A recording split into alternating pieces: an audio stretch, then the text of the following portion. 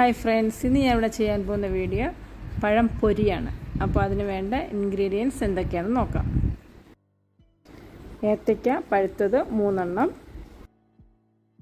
Cornflour 4 table spoon,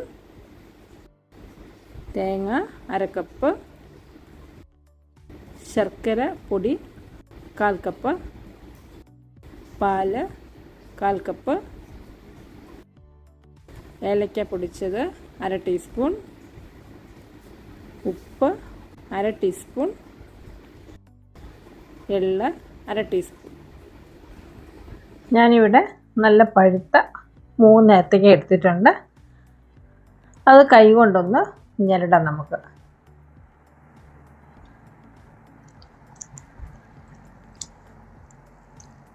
അങ്ങ് ഒത്തിരി കുഴഞ്ഞു പോകേണ്ട കാര്യമില്ല.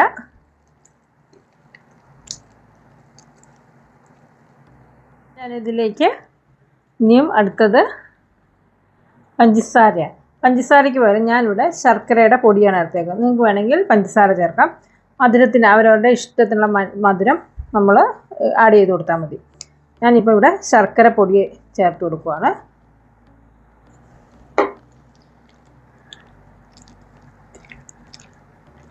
പഞ്ചസാരയാണെങ്കിൽ ഒന്ന് പൊടിച്ചിട്ട് ചേർത്ത് കൊടുക്കുക. ഇനി ഇതിലേക്ക് പാലൊഴിച്ച് കൊടുക്കണം. ഞാൻ അളവ് ഡിസ്ക്രിപ്ഷൻ ബോക്സിൽ കൊടുത്തേക്കാം.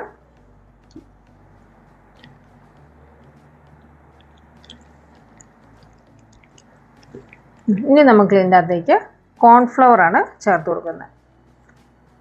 നമുക്കൊന്ന് കോരി എടുത്തിടാൻ വേണ്ടിയുള്ള കോൺഫ്ലവർ, ഒരു കോട്ടിങ്ങിന് വേണ്ടി.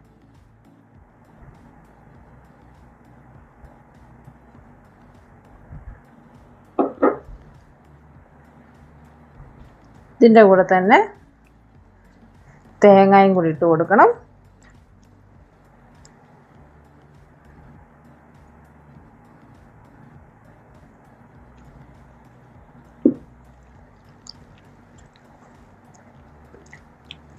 പിന്നെ ഒരു നുള്ളു ഉപ്പ്.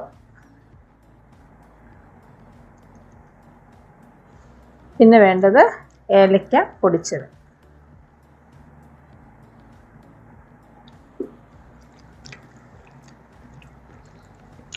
പിന്നെ ഞാൻ ഇതിൻ്റെ അകത്ത് എള്ളും കൂടെ ചേർക്കുന്നുണ്ട്, കറുത്ത എള്ള്.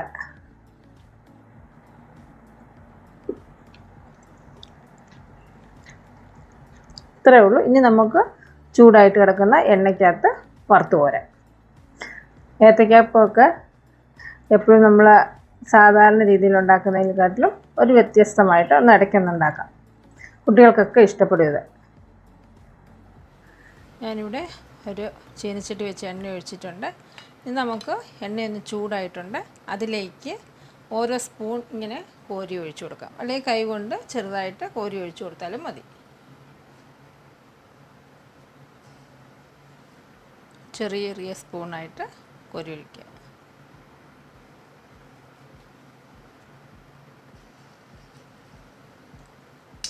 നമ്മൾ ഈ മാവിലേക്ക് മുക്കുന്നതിന് മുമ്പ് എണ്ണയ്ക്കകത്തൊന്ന് സ്പൂൺ മുക്കിയിട്ട് എടുക്കുകയാണെങ്കിൽ പെട്ടെന്ന് തന്നെ ആ സ്പൂണിൽ നിന്ന് വിട്ട് കിട്ടും.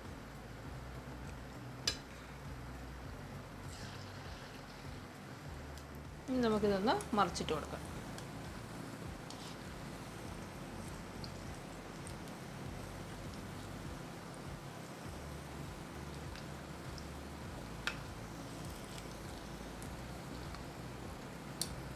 നല്ലൊരു ബ്രൗൺ കളറാകണം.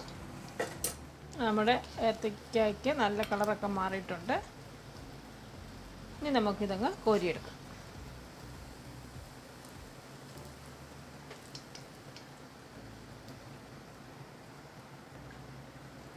ഇതുപോലെ തന്നെ ബാക്കികളൊന്ന് ഇട്ട് കൊടുക്കാം.